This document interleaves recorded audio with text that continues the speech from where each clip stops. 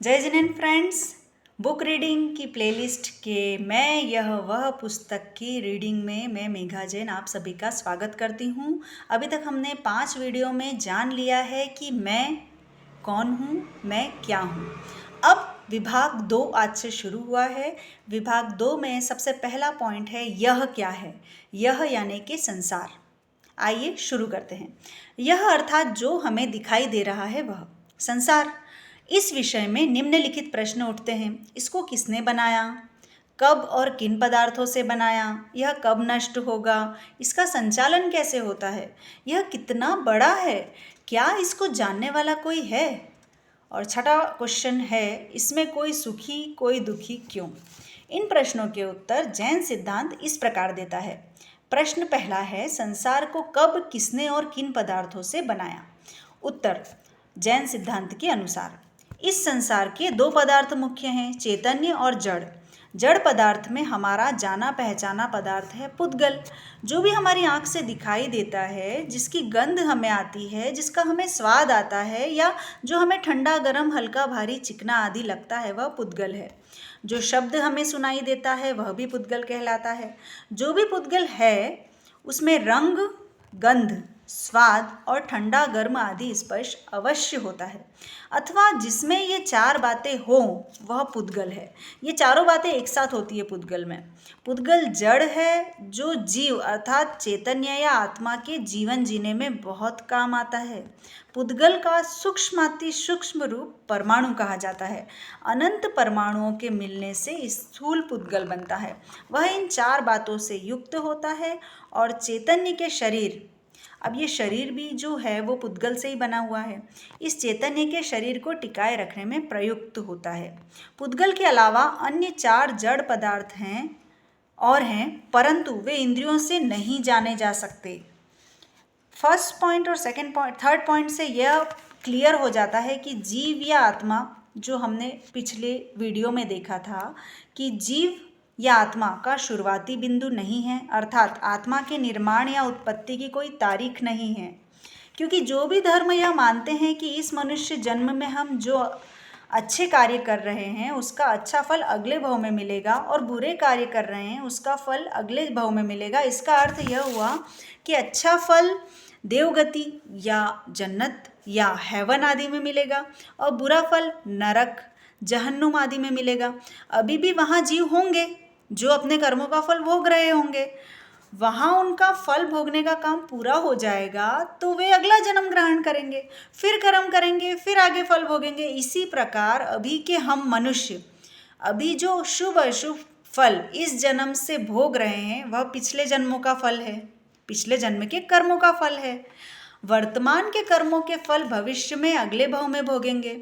इस प्रकार शुभ कर्मों का फल भोगने के लिए अगले भव में अच्छे पदार्थ या पुद्गल मिलते हैं, और बुरे कर्मों का फल भोगने के लिए बुरे पदार्थ या पुद्गल अगले भव में मिलते हैं। यह एक के बाद एक लगातार जन्मों का मोटा मोटा सिद्धांत है।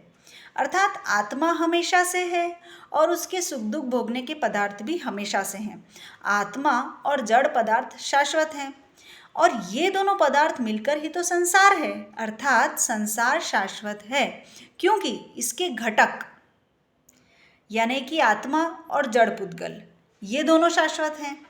यदि संसार की उत्पत्ति मानेंगे तो आत्मा की भी उत्पत्ति माननी पड़ेगी। फिर आत्मा के सुख दुख के संबंध में अनेक प्रश्न उठेंगे, जिससे आत्मा का जो स्वरूप 1.2 और 1.3 यानी कि गीता के दूसरे अध्याय के 20वें श्लोक में बताया है वह खंडित हो जाएगा। अतः जैन धर्म की मान्यता है कि संसार के सभी घटक महत्वपूर्ण हैं। इसका एक घटक आत्मा शाश्वत है तो उसी के समान दूसरे घटक जड़ भी शाश्वत है। हाँ, उनका रूप बदलता है लेकिन वो है तो परमानेंट। अब प्रश्न 2, यह संसार कब नष्ट होगा? तो इसका उत्तर है, इस प्रश्न का उत्तर भी जैन धर्म सिद्धांत के अनुसार इस प्रकार बनता है। चूंकि आत्मा न उत्पन्न होता है और न नष्ट होता है, इसी प्रकार जड़ पदार्थ भी न उत्पन्न होता है न नष्ट होता है। पदार्थ में केवल पर्यायों में परिवर्तन होता रहता है। पुद्गल जड़ पदार्थ की मूल इकाई परमाणु है, और उस परमाणु को न उत्पन्न किया जा सकता है और न ही नष्ट किया जा सकता है। आज के वैज्ञानिक जिसे परमाणु कहते हैं, जैन विज्ञान के अनुसार वह परमाणु न होकर अनंत परमाणुओं के मिलने से बनी विशेष संरचना है। अर्थात आज के वैज्ञानिकों को ज्ञात परमाणुओं से जैन विज्ञान को ज्ञात परमाणु अनंतवा हिस्सा है। ऐसे अनंत सूक्ष्म परमाणुओं में से किसी को भी अर्थात एक को भी न उत्पन्न किया जा सकता है, न नष्ट किया जा सकता है। उन परमाणुओं में परस्पर मिलने से परिवर्तन चलता रहता है। इसे इस प्रकार समझते हैं। पहला पॉइंट, हर वर्ष दुनिया में लाखों लोगों की मृत्यु होती है। इसमें से अधिकांश को दफनाया जाता है। यह क्रम हजारों वर्षों, लाखों वर्षों से चल रहा है। यदि पिछले 50 वर्षों का हिसाब करें तो पता चलेगा कि अरबों मनुष्यों को दफना दिया गया। उनकी हड्डियां मिट्टी बन गई, पूरा शरीर मिट्टी बन गया। अर्थात वे शरीर भोजन सामग्री से, जो कि जड़ पदार्थ हैं, बने थे और अब मिट्टी बन गए। मिट्टी भी जड़ पदार्थ है। ऐसा ही पशुओं के बारे में भी समझना। अर्थात मिट्टी से अन्न, अन्न से शरीर, शरीर की पुनः मिट्टी बन गई। ये रोटेशन लगातार अनंत काल से चल रहा है। सेकंड पॉइंट, हजारों वर्षों से मनुष्य घर महल आदि बना रहा है। उसमें ईंट, चूना, सीमेंट, लोहा, पत्थर, गारा आदि मुख्य घटक रहते हैं। ये सब पृथ्वी से प्राप्त है, पृथ्वी के ही भेद हैं।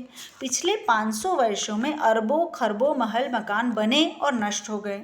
नष्ट हो गए का मतलब है, स्पष्ट है कि मिट्टी बन गए। पिछले 15 वर्ष में दुनिया भर में लाखों बिल्डिंगें बनी, परंतु इससे पृथ्वी का वजन नहीं बढ़ा, क्योंकि इसी में से मटेरियल लेकर मकान बन रहे हैं। ये दो उदाहरण संकेत रूप है। इसी प्रकार और भी उदाहरणों से समझ सकते हैं कि जड़ पदार्थों में अपने आप या जीव द्वारा परिवर्तन चलता रहता है।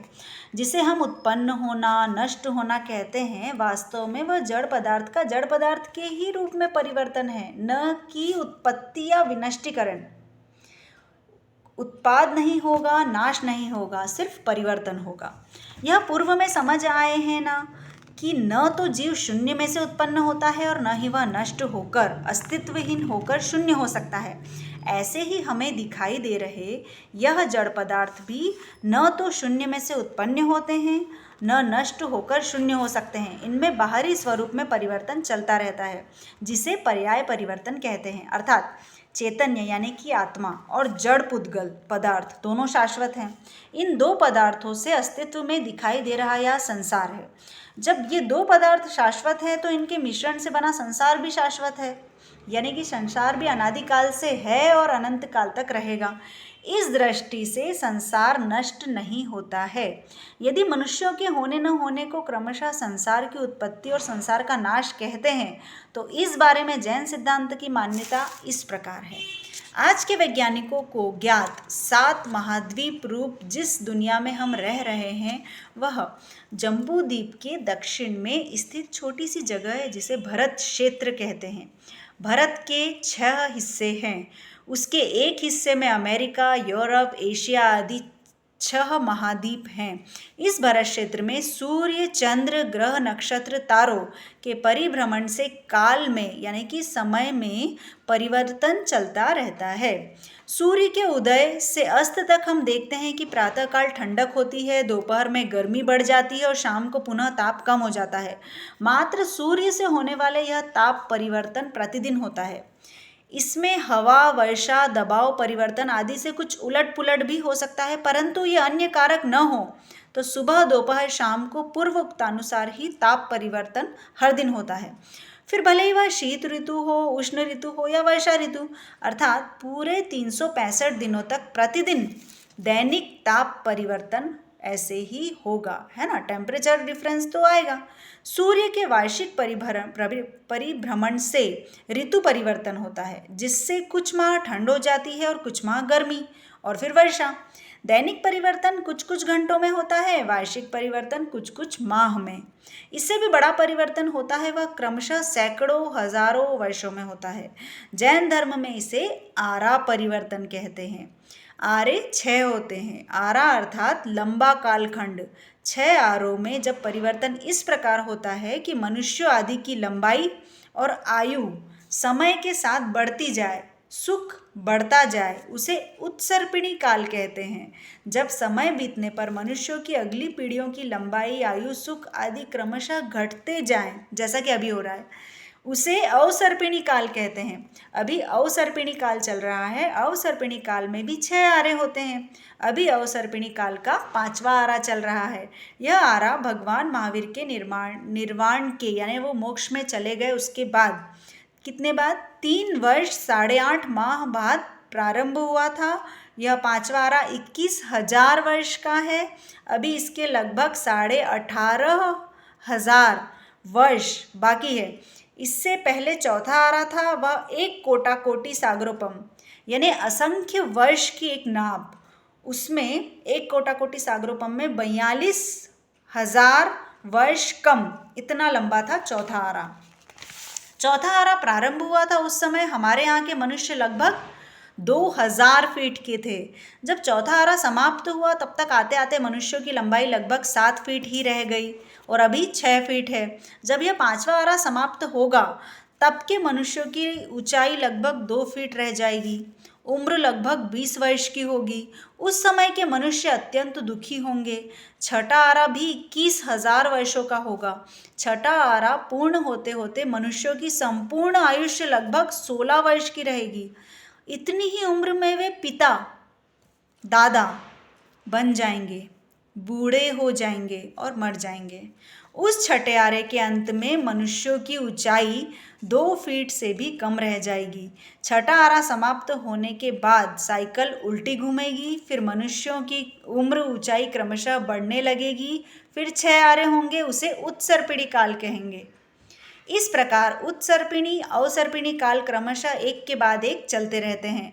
मनुष्यों की जनसंख्या घटती बढ़ती रहती है, परंतु इस धरती से मनुष्यों का पूर्णतः अभाव न तो कभी हुआ है न कभी होगा। काल परिवर्तन से जल स्थल भाग में भी परिवर्तन अदला बदली क्रमशः या कभी अचानक होते रहते हैं, परंतु संसार नष्ट नहीं होता है। यह प्रश्न उठ सकता है कि अन्य किसी भी धर्म या विज्ञान में मनुष्यों की इतनी लंबाई नहीं बताई है, जबकि जैन धर्म में मनुष्यों की लंबाई बताई है। इसका उत्तर मैं दूंगी आपको नेक्स्ट वीडियो में। Thank you.